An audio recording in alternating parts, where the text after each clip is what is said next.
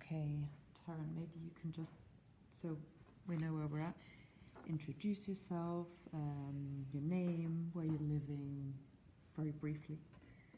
Okay, yeah. Do you want me to direct answers to you or to the... I'm doing a bit of a side angle. Yeah.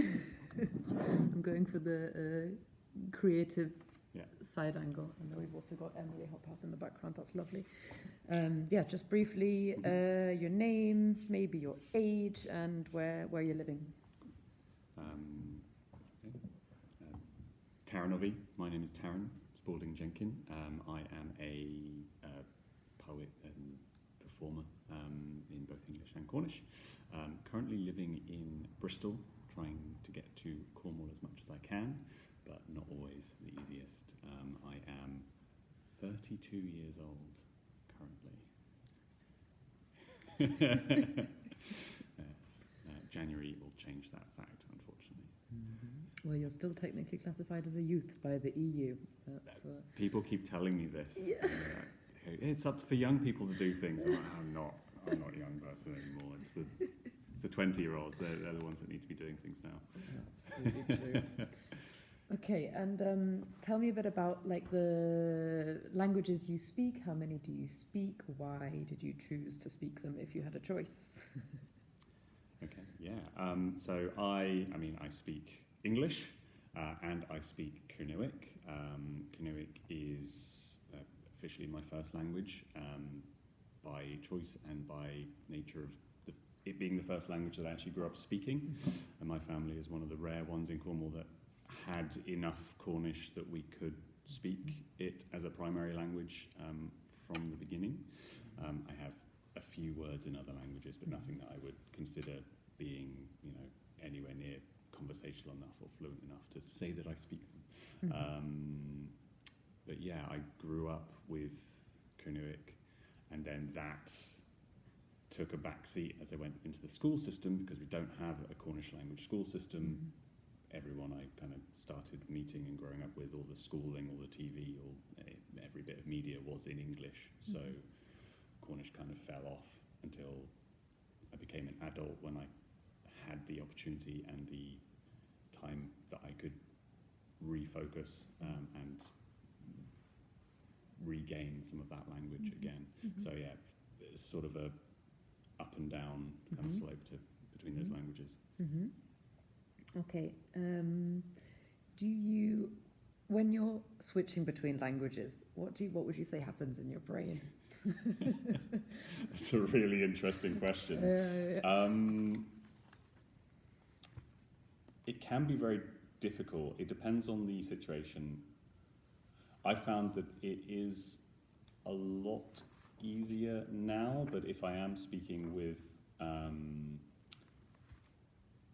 someone who doesn't, it can be quite difficult to keep up the Cornish if I'm speaking with people that don't also have a similar level, because if they drop out, it can be quite difficult to carry on going into the Cornish. But actually I've always found it quite helpful when I was kind of regaining that level of language, when I realised that I could understand most of what people were saying, but I couldn't necessarily fully move the grammar around in my head to find the sentence, that I would rather me drop into English, but everyone else continue speaking Cornish and try and do it that way. It's not always the easiest, but because then I could, when I found something that I could get back into Cornish, I could jump back in. But it can be very difficult sometimes. I have been in situations where I'm actually in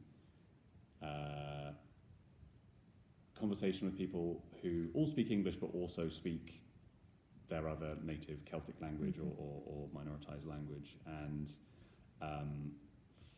finding other languages bubbling up from the surface, pretty much anything but English, and then forgetting words in English.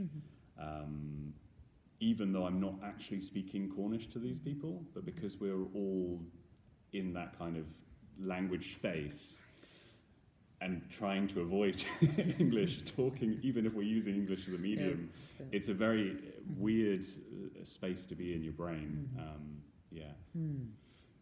Very interesting. Everyone has a very different answer to that question. It's really good. For the next few questions I'm going to ask, I wondered if I can give you this piece of paper and a pen, Yes. and if you could answer the question out loud, but also write down the word on the paper. Okay. And it's not a spelling test, because of course, that can cause issues in Cornish. we know that there are many different levels of Cornish learning, and that everyone is in. I spoke to your mum last night, and she said everyone is just like in this. Everyone in Cornwall is like at a certain level of being a speaker, but we're not judging anyone for it. Like there's a lot of other judgmental places. We have more judgmental places we've been to in terms of minoritized languages. So I'm very happy to hear that here new speakers are being welcomed with open arms. The majority, depending on the time. There are certain people we warn new speakers about just in case. But yes. What for you is the most beautiful word in Canuck? Oh God. Early in the morning. Beautiful, because beautiful is a very subjective thing. It could be beautiful for lots of different reasons. And yeah, okay. For you. For me. Then let's just talk about Taran. Yeah.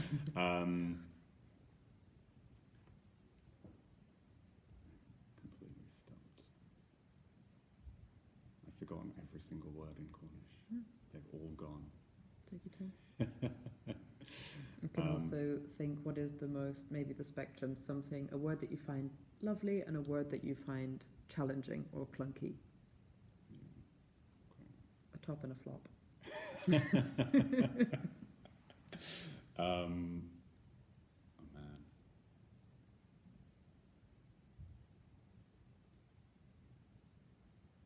I usually have an answer to these kind of questions, and I think my brain is just not functioning right now. Should we come back to it? Yeah. Okay, nice. Is there a word that you know about in Canuck that doesn't exist in other languages? It's always an interesting question because a lot of people frame it as not translatable, right. Whereas in reality, everything is translatable. It's just the amount of words you have to use in another language to explain what something is. You know, a colour, for instance, is often translatable into a single word in other languages, but sometimes there might be some more nuance in them. And then also it depends on the language, because, you know, the colour glass in Cornish is not directly translatable into English, but it is into other languages. There are other languages that do see colour in a similar way. So glass is often translated as blue, but really it is a spectrum of blue and green, or anything the sea can be, including living plants, so the greens of leaves, but not the green of something that's painted green, like a bus or something that's been painted green. That would not be glass, that would be gwerth, which is the sort of inorganic green that we use.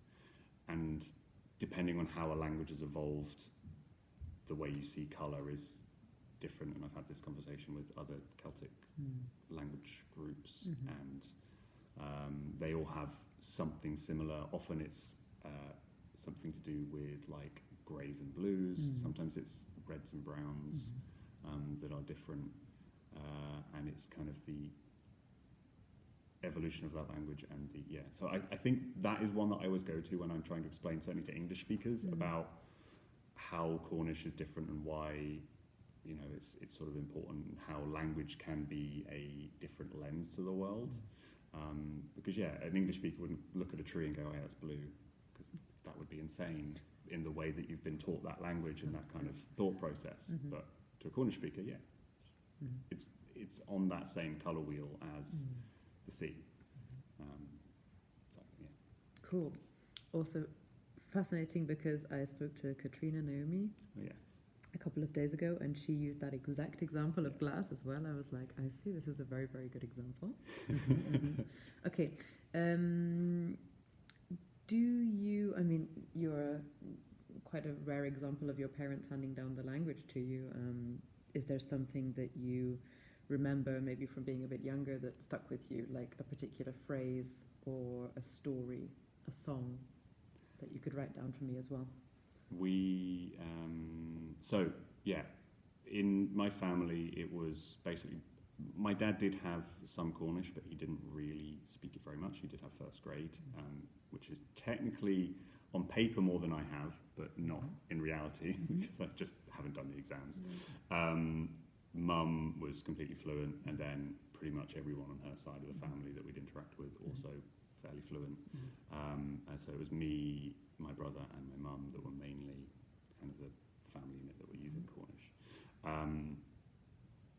And we grew up with a lot of songs, I would say, especially was re-released a few years ago, but back in when I was growing up in sort of 90s, early 2000s, we had Planet Kerno, which was on cassette at the time. And it was a songbook, and then also a recording of song, and they're all like children's songs. So I, even after I'd lost like a fair amount of the language conversationally, I still had some of the words to these songs. Like there was like a lullaby that my mum used to sing. There was a kind of a round song called, which is about a barn burning down. It's similar sort of song to like London Bridge, where it's fairly short, but the idea is you do a round with like multiple people sort of starting at different points. And then you've got like counting songs like Crocodile Malnick, which is about a crocodile gradually eating swimmers in a river, and you're counting down from there being 10 swimmers to 9 swimmers to being gobbled up. Exactly.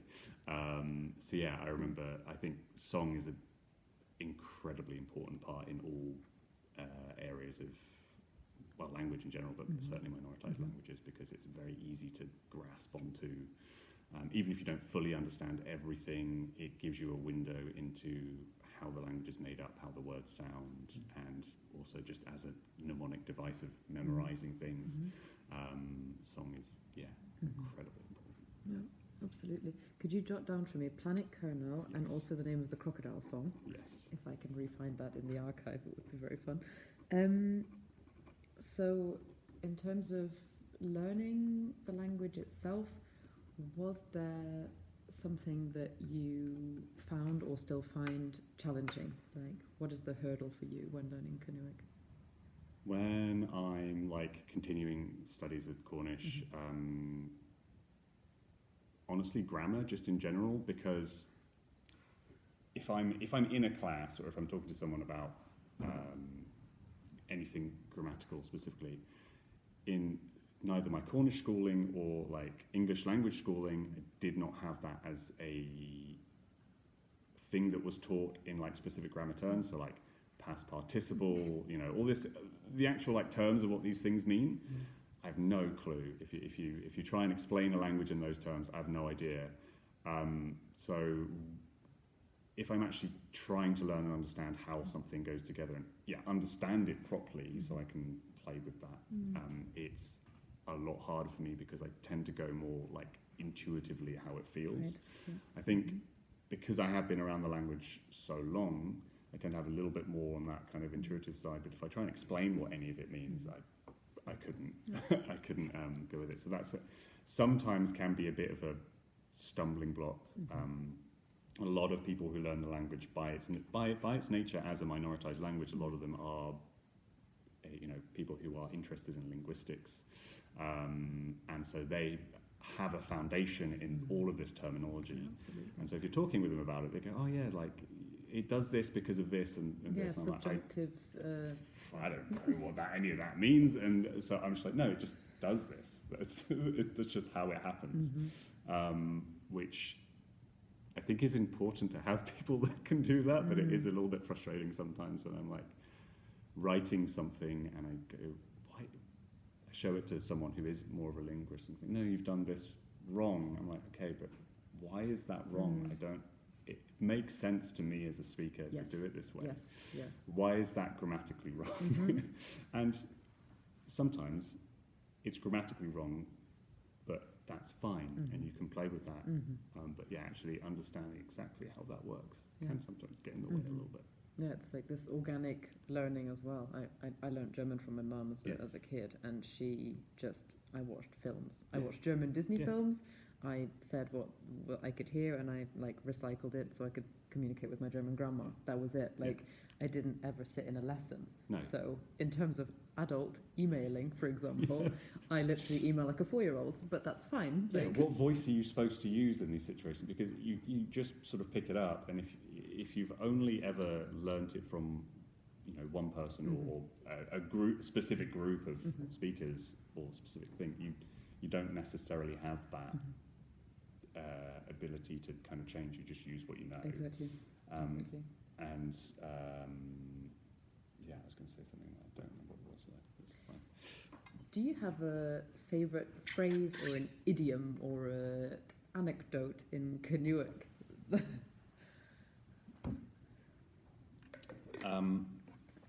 Phrase or idiom or anecdote.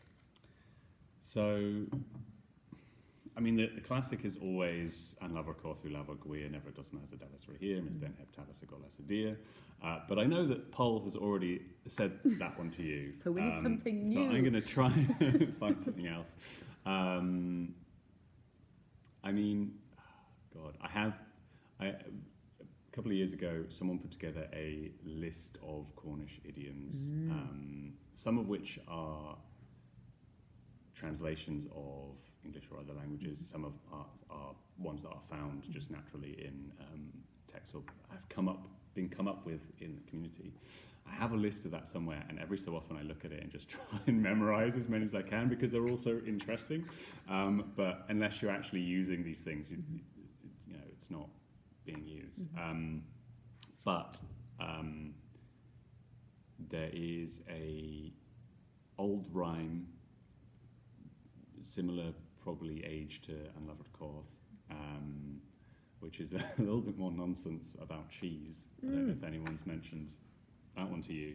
It goes, Urs kers, Urs ponagas, Mars Urs kers, Drokers, Ponagas kers, Dropethers, which is there cheese? Is there or isn't there? If there's cheese, bring cheese. If there isn't, bring what there is. I love it. It's brilliant. I love it. And there is a song now using that as the chorus by Gwenno Saunders. Oh, right. So she's done it. Actually got some traction with that one. A cheesy hit. A cheesy hit, Yeah. exactly. The chorus is that rhyme, and then the rest of the song is Cornish language place names, Okay. which is, it sounds lovely, but if you know what it is, it's just her listing like places all around Cornwall, and then talking about cheese. Okay. If you don't speak Cornish, it's just a beautiful, ethereal, like lovely song. It's great. I love it. I love the theme of cheese. Has anything popped into your head in the meantime about a top and a flop word? Okay. It's not the most beautiful, and it's not. It's probably it's not quote unquote a real word, but it is in a dictionary, and I do love it. Which I discovered it just by randomly opening the dictionary one day and like reading some of the words there, and it's a Cornish word for graffiti, which is scriffiti, because Cornish word for to write is scrifa.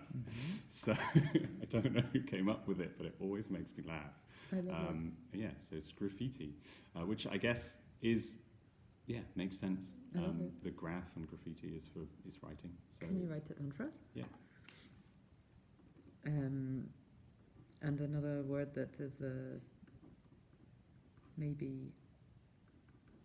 Probably start like that. Any word that you've thought of that annoys you? Maybe that's actually a better angle of the question, like to actually say like a word that is just annoying. I mean, I have quite a few of these in German because German annoys me.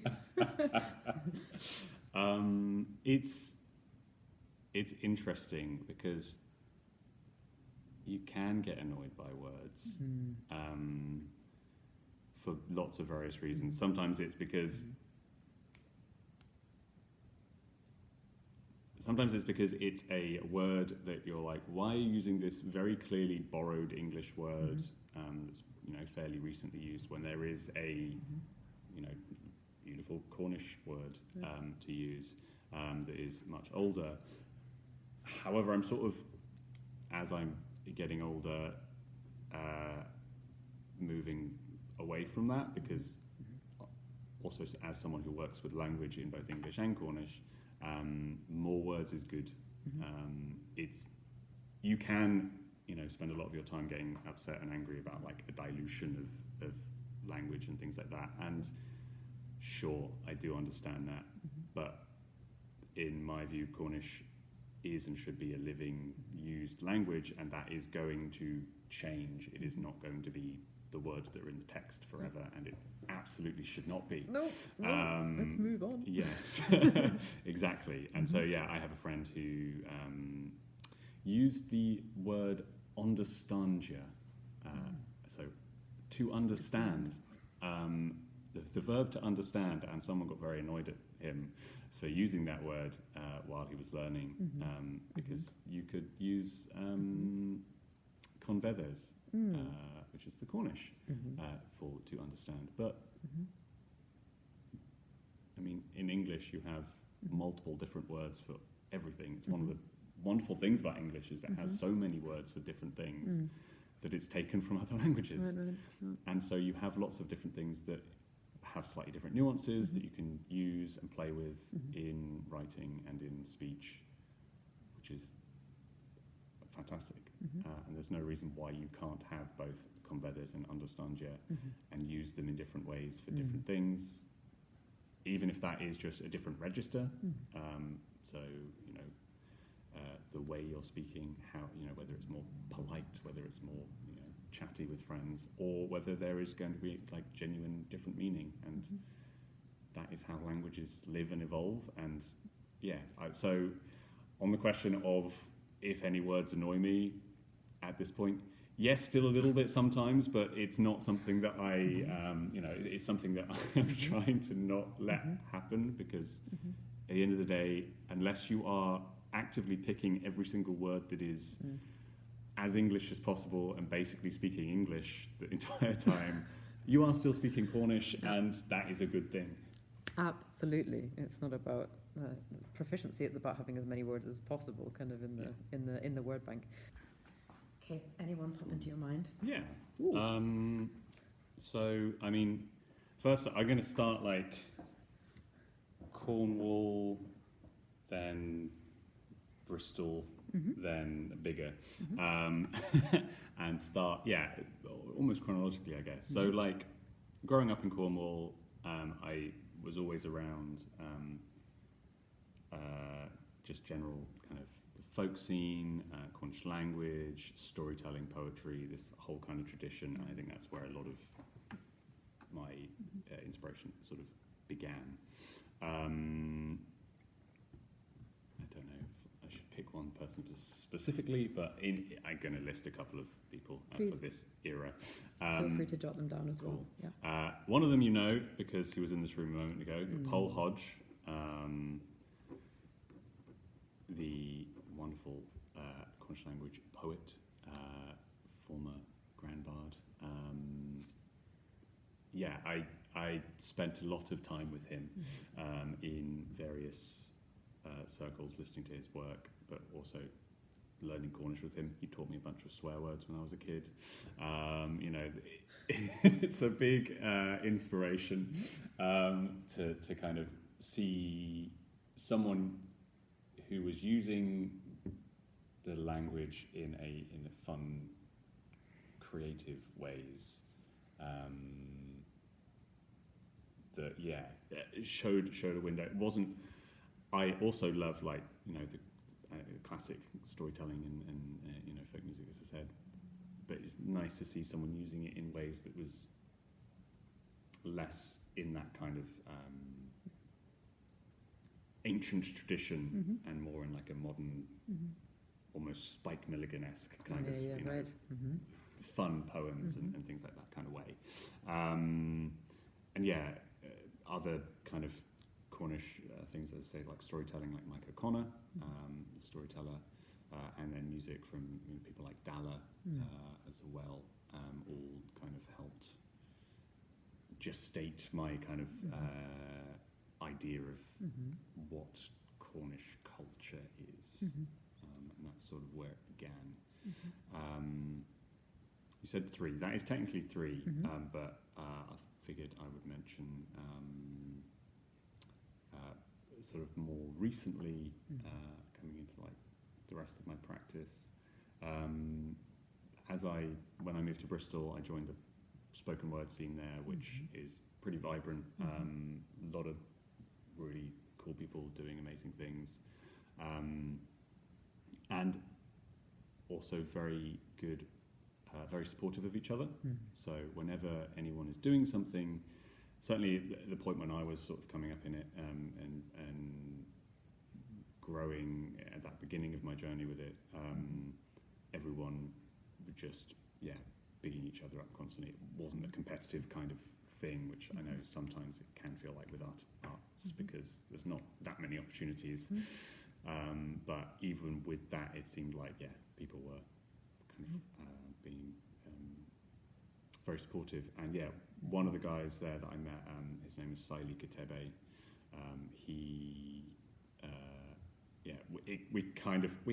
I think we had a friendly rivalry in that we were both starting around the same time and getting traction around the same time and like growing as artists, and we were always very supportive of that journey. And he's a fantastic poet.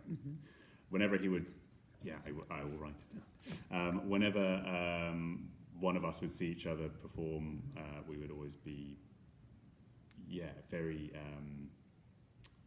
admiring of each other's work, and that was important to me because I genuinely thought he was very good. And so whenever he would say to me, that was really good, you've like come on amazingly from last night, I'm like, that's really nice, thank you. Because genuinely really loved everything he does, and every time I see him it's just more and more fantastic. And I will write his name down. And it means so much to hear that from someone that you admire as well, like especially in the kind of artistic community as well. I really, really get that. Yes. Do you call yourself a poet? Like, tell me about what you would define your work as. I mean, if we're calling work poetry. Yes. Tell me a bit about your work itself, the process, and how you would define it.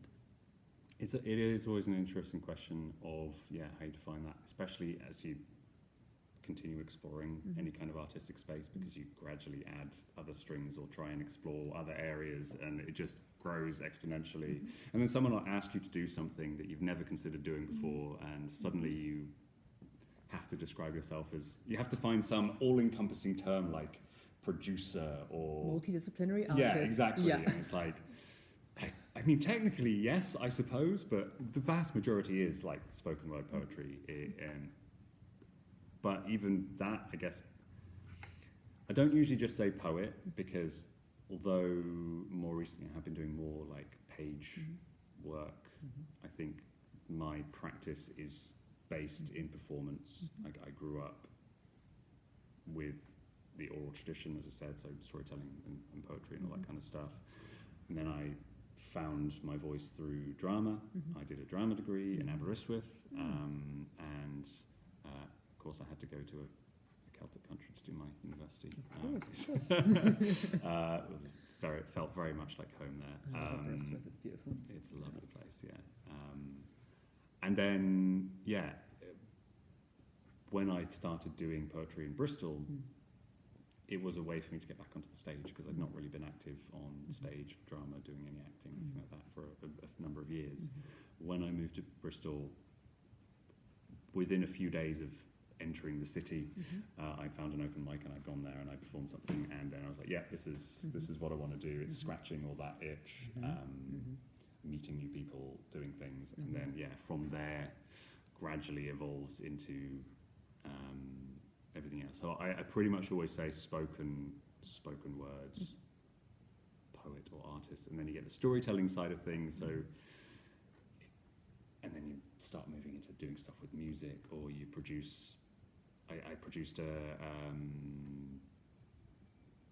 thing called A Shanty for Cornish Youth, which was a poetic documentary, I suppose is what you'd call it, because I interviewed several people who had left Cornwall, and you know, their stories, like why they left, whether they're going to come back, you know, what they're doing now, and then intercut that with poems and music. And then it's like, well, that's more than just being a poet. Yeah. So how do I define that? Well, you're a journalist in that sense. Well, and exactly. It's journalism into music, into poetry, into performance. So then you just say artist, yeah. And then you have to have the conversation. If you say that, oh, I'm an artist, they go, okay, so you paint? No, I don't. That's actually one thing I don't do. I don't paint. Oh, so you're a musician then, because musical artist? Like, no, well, sort of, but no, not really. That's not. So I always kind of come back to spoken word artist, I suppose, is the main thing, and then sometimes, depending on the context, I'll add in translator or whatever feels important to mention or to list at the time. You know, if you're writing a creative bio for something or an application for something, you have to flow with it. That was a very long-winded way of saying poet, I guess. But it's always just interesting how people define themselves in that sense. And you call yourself, I mean, your website calls you the Cornish writer. Yeah. How would you describe the place where you're from? Like, where were you born? Like, and what does that have to do with what you write? Yeah. I have to say about the name, the Cornish writer. I always get very embarrassed whenever anyone calls me it, because it's a bit big-headed. But no one had taken the website, so you know, yeah, exactly. I'm like, no one had taken it. I'm going to take it. But there is still part of me that I'm like, I'm not the Cornish. There are so many fantastic Cornish writers, which I always have to preface because it was available, and that was kind of what I was positioning myself as. And in, you know, living in England, it was a unique selling point. There wasn't anyone else, certainly that I know of, that was writing about Cornwall, that was performing and doing stuff. Certainly in the Bristol area, even though there's a billion Cornish people up there.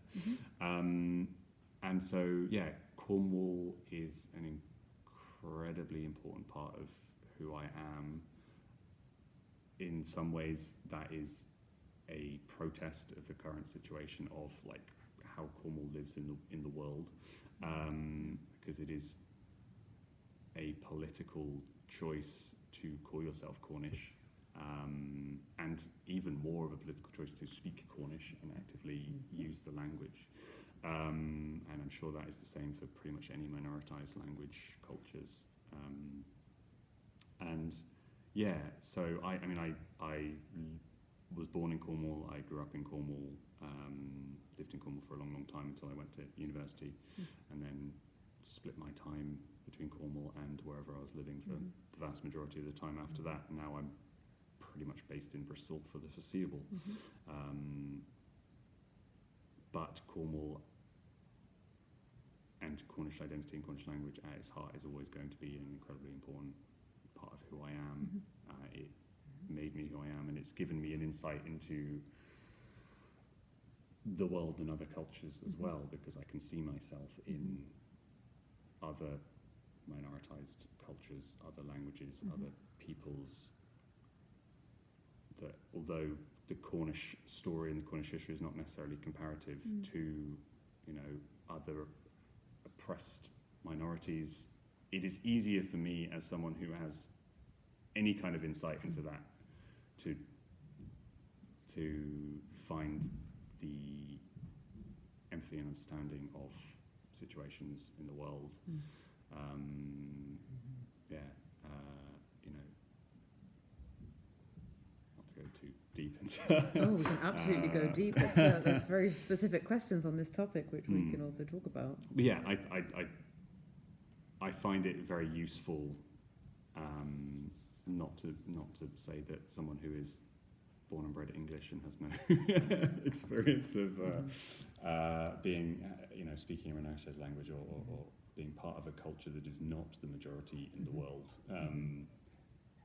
that they can't be empathetic against with other cultures. But I do find it is a very helpful window to find similarities with other cultures. Obviously, with other Celtic nations around. The UK, Ireland, with minoritous cultures on the Atlantic seaboard, into the Basque Country, but also seeing how the world treats people like Palestine. I think it is easier to see yourself as a someone that could very easily be in a similar situation if the world was very slightly different, having seen the history of things that happened in Cornwall and what England and Britain has done to the world and to places that are not English.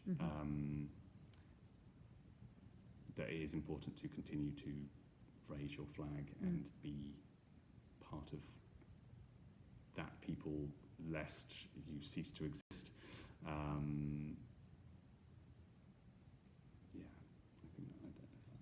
It absolutely answers, and it's you're speaking in my heart as well. I really, I feel you, and I appreciate you saying that as well. Because through this project, we are just seeing so many different situations for these. Cornish is one of the 5 languages that we're focusing on in the project, and of course, they all have completely different political.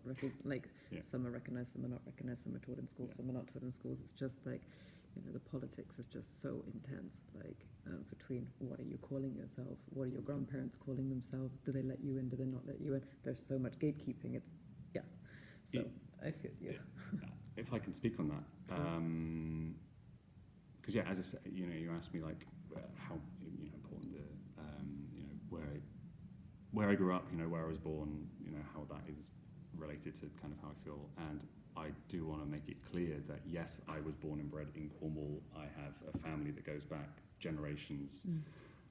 I have a Cornish name. I grew up speaking Cornish. I am Cornish.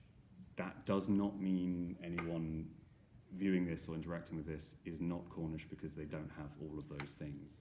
It is vitally important that people understand you do not have to be born here. You do not have to have a family that has been here for thousands of years. You do not even have to speak Cornish. I would like you to, but it's not a necessary thing for you to be Cornish. If you live in and engage with the culture, if you have an affinity in some way that you feel, that is an important part of your identity. If you've lived here, you moved down here as a kid and you've lived here all your life, of course you're Cornish. I always like to say it if Cornwall was its own independent recognised country, so you needed a passport to live here, go other places around the world, would you have a passport? Yes. So you're Cornish. That is one of the ways you can be, is a national identity. If I moved to Germany and I lived there for long enough and ticked all the boxes I needed to tick to become a German citizen and got a German passport, for all intents and purposes, I am German. Yeah, of course. And that is the same in Cornwall, even though we don't have those official things. It is it is vitally important that because if you have it any other way, the Cornish will stop existing. Not to put too fine a point on it, you cannot have. I do not want a Cornish ethno-state.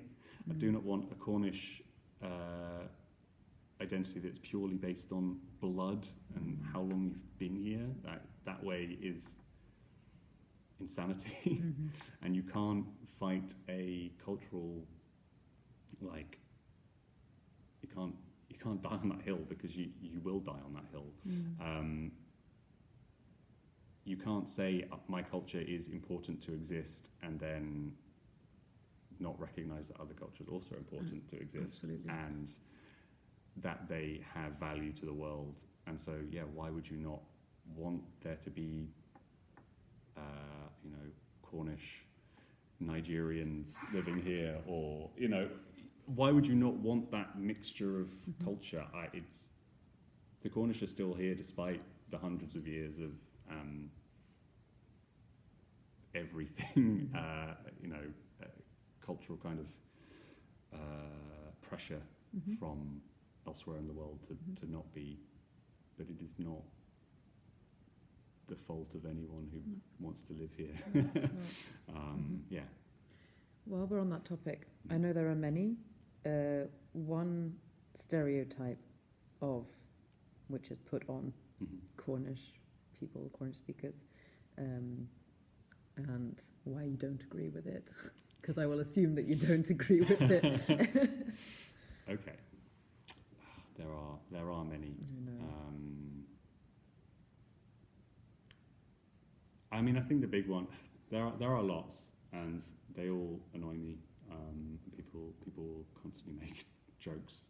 If I say I'm from Cornwall, and the big one is that we're all inbred, which is, I've never seen any evidence to say one way or another, but it doesn't feel like it's true. We do all know each other. That is true. But that is a thing that every single rural community, probably in the world, has listed against it. And for however much evidence there might be, I don't know if anyone's ever done a study where like a census study where they've actually. I would love for them to do that, so I could point to them and be like, no, we're not. But that is something that everyone says and makes jokes about, and it's annoying because I don't believe it to be the case. And it's not like an actual factual No. term in order to describe people who all know each other within a community. Yes. Because yes, of course, with the smaller communities, everyone knows each other, or Yes. yes, it's more close knit, but it's just wrong. It's it's not true. So why are you saying it? And even if we were, no more than the British royal family. Right. So precisely. We're all German anyway. Yeah. Okay. But I think a more important one is that we're all sort of backwards, which always goes in hand to hand. It's like the backwards inbred. Everyone is racist and backwards, and it's like, of course those people exist. Yes. Of course. And that, I think some people push back on certain stereotypes by saying that is not a thing that exists. Which I understand that you want to fight back and say, no, we're not racist, and we're not inbred, and we're not. It's like, but some people are, and that is as important as trying to convince other people is accepting that those things do exist within the community. There is a huge amount of racism in Cornwall. There is, queerphobia, transphobia, racism, all these things that exist. But that is not the entirety of Cornwall, and it doesn't have to be either. Part of the issue is, young people tend to leave Cornwall. The people that usually drive a cultural shift are driving it elsewhere, like in Bristol. But Cornwall can and should be and is in some ways on cutting edge of various technology, has always been on the cutting edge of engineering, mining, all these industrial things, but also I think cultural things, music and drama, and we've had world-renowned theatre companies out of Cornwall, like musicians. Aphex Twin is, Cornish. I don't think you can really make the argument that Cornwall is an inward-looking, backwards place, really. And in the vast majority of history, if you look at the UK, you go, oh yeah, Cornwall is off there on the fringes. If you look at the world, Mm-hmm. if you look at European shipping Mm-hmm. in the vast majority of human history, Mm-hmm. it is a central hub around like Mm-hmm. the sea of Of Europe, course. around UK, Mhm. Ireland, Mhm. and Europe, and Mhm. was a massively important place. Mhm. And there's no reason why it cannot continue to be an important place. Mhm. It's just that everyone is stuck in this, oh, it's hard to get to. Mhm. Yeah, it's a drive from Edinburgh there to Mhm. Cornwall. Yeah, it's hard to get to. Yeah.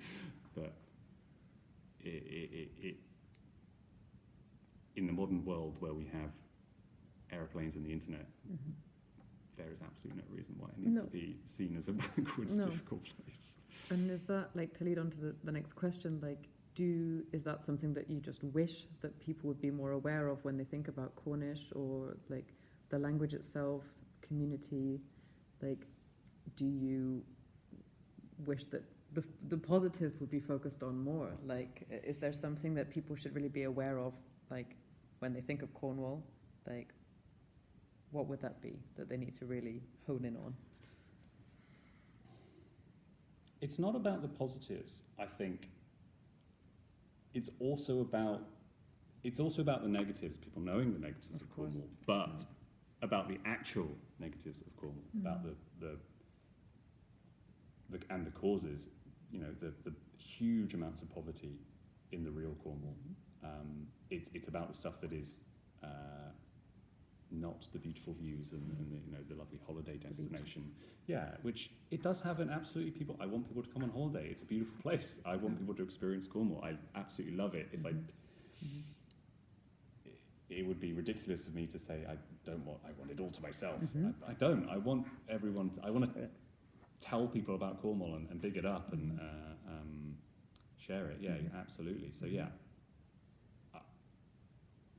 there is something to be said about sharing the positives that are not to do with the beauty of nature, but also sharing the negatives that are not to do with the, you know, the stereotypes. Because unless we accept the negatives and what is causing them, like second homes, which I understand why you want a second home in Cornwall completely. Airbnb. Yeah, but yeah, exactly. Airbnb, second homes, these kind of things that are causing issues in the community, but also the issues that are being caused in terms of housing crisis, which is probably one of the bigger ones in terms of the issues facing Cornish, and one of the main reasons why at some point we may become a purely online culture, because as much as I say, if you live in Cornwall, you can be Cornish. If all the people that want to be Cornish are no longer in Cornwall, that does cause an issue. Yeah, I don't know if that really answers your question. It does. Do you have a utopic or not utopic dream of what you would love to see in Cornwall in the next 20 years? It's difficult. I would like to see me in Cornwall in 20 years. Me too. I would like. It's always difficult whenever I bring up things like housing, because you go, oh, there's housing crisis everywhere. There sure is. But it's also like relevant to you. I think it is exacerbated by certain issues with Cornwall in terms of its, you know, focus on tourism. You know, yes, it's hard to buy a house in most places in the UK, but it's much worse in places like Cornwall or like North Wales or somewhere, you know, coastal, where everyone wants to take a holiday, and where the housing stock is so low. And there's just a huge number of factors that are affecting it, and then just the general wages are so low in Cornwall. So what I'd like to see is something being done to help that, so that the Cornish language community can continue to exist within Cornwall, because definitely feels at the moment that the vast majority of people that speak Cornish are not in Cornwall. The vast majority of Cornish people are certainly not in Cornwall. I mean, they're spread across the world,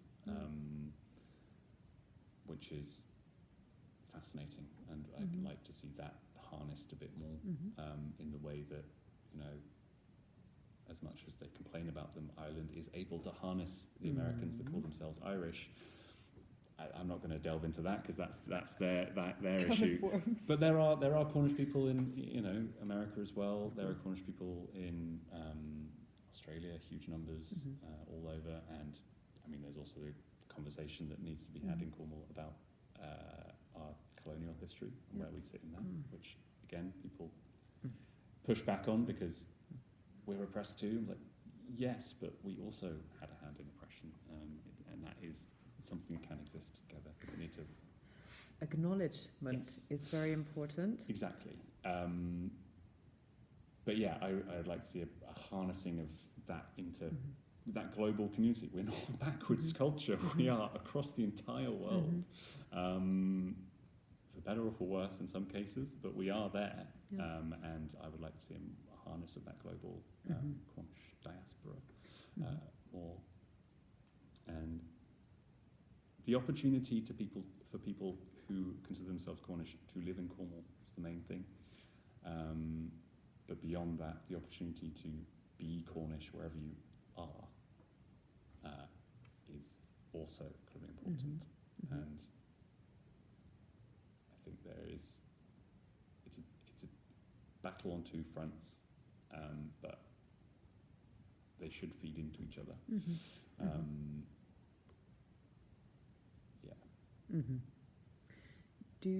As a technical young person, I just wanted to ask you a more specific question about like what I asked Paul, which was what like words of advice would you give to like a Cornish artist or activist? Like, I mean, from what I'm hearing of you, I already consider you an activist. Like, absolutely, 100%. You're doing so much. And do you think there are a handful of other Kennewick-speaking Cornish people and artists and activists who are youngish, who are fighting for this in the way that you are? So there absolutely are people out there doing much more than me, I would say, on the activism front. And yeah, it's actually really heartening to see feels like a nice surge of people who consider themselves Cornish, who are doing good work for Cornwall, for Cornish identity, but also for other important issues under the banner of Cornish. Whether that's, you know, organising to defend hotels, you know, hosting refugees from far right kind of protests, and then, you know, using Cornish language in the protests, like chants and things they're doing. Yeah, absolutely fantastic. And yeah, I think what I would say to anyone wanting to get involved with Cornish, with the language, with culture, is just do it. Honestly, no one is going to give you permission. It's very easy for me to say this as someone who very lucky to have a, you know, family life that allowed me, but I pushed back against that when I was a teenager. I didn't want to be involved with lots of the Cornish stuff because that was what my mum wanted me to do. And it wasn't until I became an adult that I realised actually it was important. And there are people out there that are realising that now because they never knew that it existed. My advice is do it. If there's something that you think is important, no one else is going to do it for you. And that is how it has always been in the Cornish community. When I was growing up, if you needed a Cornish language book, you had to make it. You had to have, often a printer and a binding, a machine in your garage somewhere, and you would make the books. Or you would make the books for someone else. You would be that facilitator to do it. You know, I have friends now who are making zines in Cornish. They're, you know, making Cool. stickers using language to stick up to protest, writing, you know, little guides for people to get into the language, translating protest slogans for, you know, protests. A tiny thing can make a big difference in the visibility, in the usage. Just use the language that you know, even with people who couldn't possibly know any Cornish, because and use it unapologetically. You don't need to. You can say "death da" to someone. If they don't understand what it means, they'll ask, or it won't matter. Yeah. No one important is going to criticize you for doing that. If you can, if like a friend of yours who grew up speaking Spanish says "hola" to you, you know, when you say hello, you're not going to be like, no, you say hello, are you? You're not going to tell them not to. Someone can learn what "death da" means, Right, it's not or complicated. "Maraz," thank you, and especially if they're in Cornwall, absolutely zero reason not to be just saying these things every day to people. 100%. And that is enough. Yeah. Honestly, that you do not have to be on the front lines. You do not have to be teaching. You do not have to be doing everything. I would like you to be, if you are able, if you have that ability, to do as much as you can. But every single person who just, at the very least, says "death da" when they say when they see someone, "Maraz" or "Dugenes" when they leave, is doing a lot more for Cornish and Cornwall than actually some people who are completely fluent in the language but use it as a hobby and don't do anything with it, don't speak to people, don't write anything, just learn it as a thing to do in their retirement and then never actually engage with the community. Not to name any names, but it is a thing that people do. I won't say a word. I won't say anything. It's totally fine. It's 1:15. I have can I ask you 2 more questions? Absolutely. Because if you have to run, you can also run. That's absolutely fine. I just want to hear a little bit about what it feels like to be a bard, newly appointed. And I mean, as a writer, how does that feel? Do you feel recognized? Do you feel it's a big achievement? Barding is interesting because it's sort of one of those things that has kind of been expected at some point.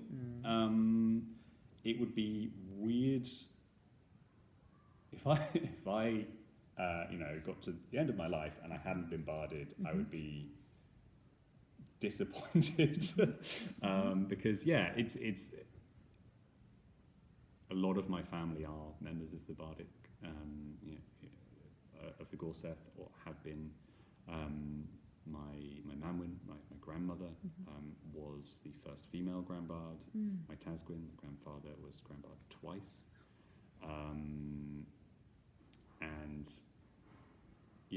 But that being said, I was not expecting to be barded this year. I hadn't felt that I had been doing enough personally.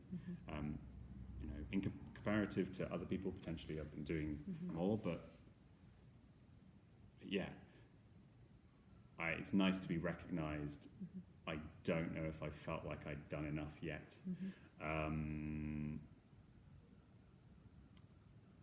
But it is nice. It is nice to be part of that group and to have been barded at the same time as a good friend of mine, Cam, who is also a Cornish language speaking youth and a radical person. I have a little group of they're not mine, I do not own them. I am part of a group of fairly radical queer Cornish speakers, which is really lovely, and it's Barded at the same time as one of them. Another one of them was Barded last year, and actually made me a bracelet with my bardic name on as a celebration, which is lovely. And so we're gradually trying to overtake the Gorseth with vaguely young people and very queer people. It's amazing. So congratulations from me and for your friend as well, because this is we have so many of these moments with like minoritized young people who I'm working with in organizations, and the older people always say, oh, the young people are the future. It's like, no, sorry, bollocks, the young people are, I just swore, the young people are now. And it's not about the future, it's about like what is happening now. This is like a current thing. We need to just remember that it's happening right now. Okay, so this is an amazing thing. What, if it boils down to your poetry, to your spoken word, like tell me very quickly about like Canuic language and what you write. Is there a percentage of what you write in one language and in the other? How do you merge the languages? Do you have a method? That's something I'm sort of trying to figure out at the moment, is a way to blend it a little bit more. I write in both languages. I'd say the vast majority is probably in English. I think part of that is a holdover of, being part of a scene in England. So coming up through the Bristol spoken word scene, it was certainly an amount of me thinking they're not going to want me to stand there for 20 minutes doing a full set in Cornish, because they won't understand what I'm saying. They might get something from it, be able to listen and enjoy the rhythm and the sound and things like that, but it can be quite difficult to find the balance. And I always try and put Cornish language in a set or something wherever I'm doing it, but if the vast majority of the audience that I'm speaking to is going to be only understanding English, then it ends up being like the vast majority of what I'm doing is in English, although often still on a Cornish subject, sometimes still about language, still something that is going to be able to be understood and hopefully educate about culture. My debut pamphlet was released last year, and that had, I think, it was just under 40 pages, and it had, I think, only about 3 or 4 Cornish language poems. So I'm going to up those numbers for next time, basically. But only is quite a lot more than many other people are doing. So be proud of yourself. I'm lucky to my publisher is very, very good. He's actually from the guy who runs Broken Sleep Books, Aaron. He's actually from Redruth, and he now lives in Wales. And very lucky to be able to work with him, who is, although doesn't speak Cornish, is very pro me using the language in my work. So I'm trying to figure out at the moment how I can better integrate the two languages so that people of any level of either can be able to enjoy stuff. But there's also a part of me that just sort of wants to say, screw it, I'm going to do something entirely in Cornish with no translation, because at a certain point you need to also write for Cornish speakers. And I know I had, there was a project that I was involved with a while ago, actually, here in Crescent Kerno, doing workshops for writers using Cornish language, which was great. And they put together a book with, there were other groups writing in English as well, but our group was the Cornish language one.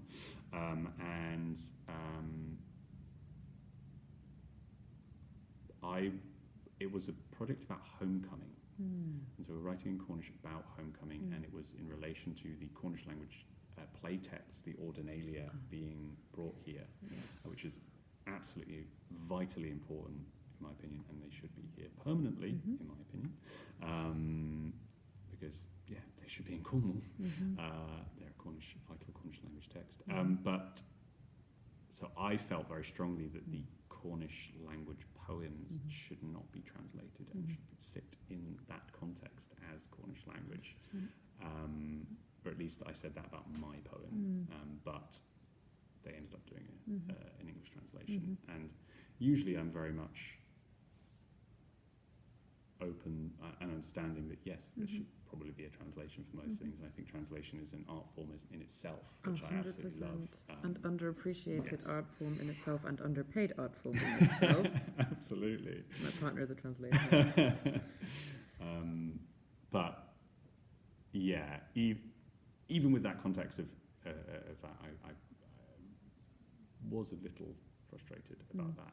But actually working with Aaron for a Cornish poetry collection more recently, we had that conversation about some Cornish language pieces that were in there. I did 2 translations in there, plus a poem from myself, one of his poems and one of the other editor Ella Freer's poems in there, which is a whole other story, which is also fantastic.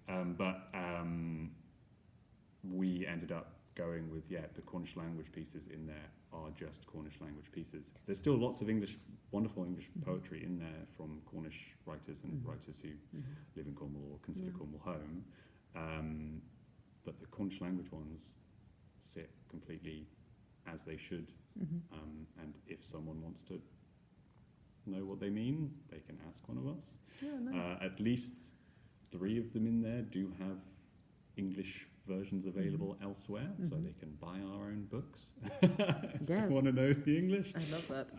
But yeah. Just for promotional purposes, where can the viewer find your books? How can we buy your things? How can we give you money? How can we support you? So you can find me at The Cornish Writer on most sites, or www.thecornishwriter.com.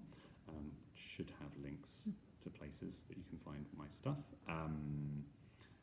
If you'd like to buy one of my books, you can buy them from Broken Sleep Books directly on their website. I think I have pieces. I was the Cornish consultant for Cornish Modern Poetries, which will have a poem from me and 2 translations from me, and then I also made sure that the Cornish language in that book was okay.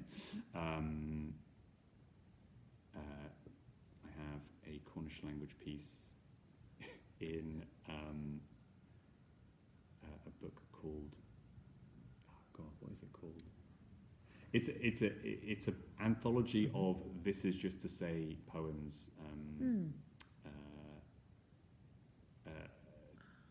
versions of that poem about plums, and I have a Cornish translation of that, and also a Cornish retelling as well. And then I have my own book, which is it's called The Plum Review. There you go, that's what it's called. It's based on the poetry review. My book, Health Hireth, which is available there as well, and that is fully mine, my own, my precious, some Cornish language, and it is told through a backbone of a made-up folk tale of a young person sort of going under anaesthesia to have surgery, and then waking up in a magic forest and trying to get home. I very much enjoyed writing that book and putting it together, and realised that I actually quite like editing rather than just writing.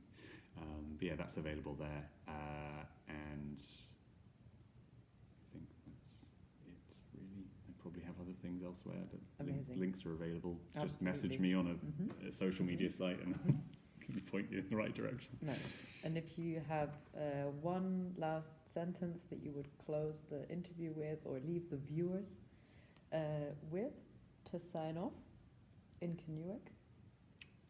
One last sentence.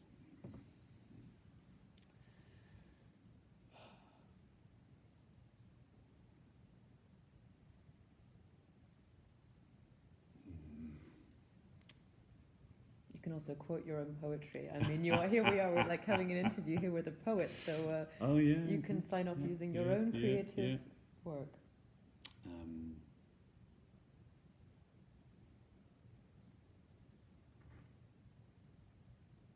See if I can remember this off the dome. Okay.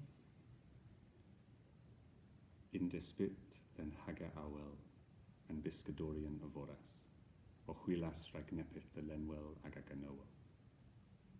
Alenxis G thadaves, naborth o, agangerio agana huath, hapinel enether u and creva, gorhel on tono, po and thens do in dan. I think I missed a line, but it roughly translates as, despite the storm, the fishermen go to sea, searching for something to fill their mouths. Have you swallowed your tongue? There is nothing behind your teeth. But do not be afraid.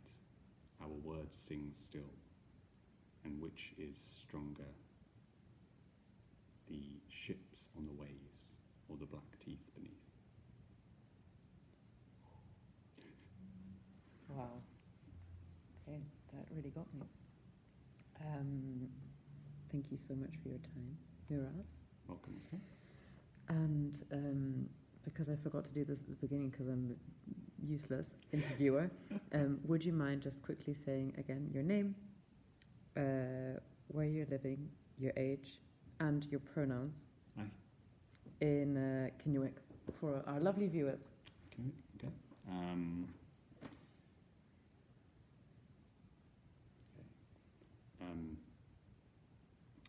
Taran Ovi.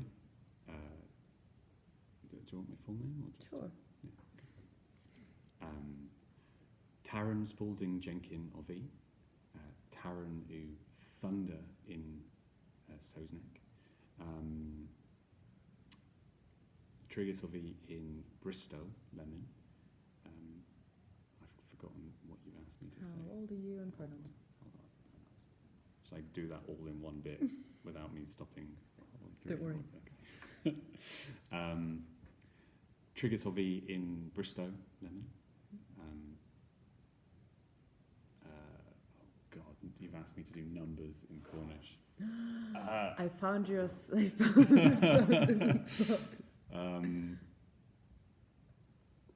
David one Nuggins. Yes. Okay.